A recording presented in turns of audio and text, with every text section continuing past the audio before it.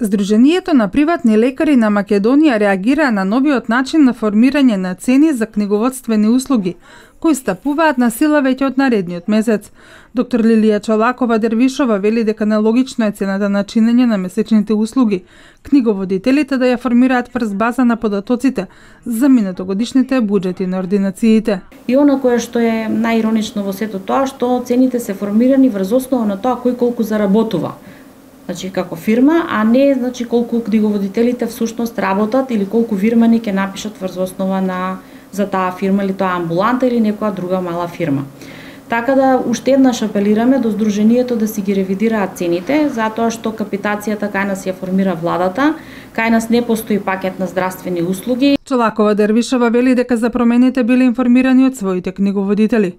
Нив несфатливо има како Здруженијето на книговодители го формирало новиот ценовник со кој една иста услуга се зголемува и за до 200%. Имено ако некоја приватна здравствена ординација до минатиот месец плаќала 1800 денари, сега бевме известени дека ќе плаќа 3900 или 4900 во зависност од висината на годишниот буџет кој што лани поминал, нели, како, значи сето тоа не е заработка, значи не е сума, уште еднаш ќе повторам, да сумите кои што ние ги добиваме како капитација.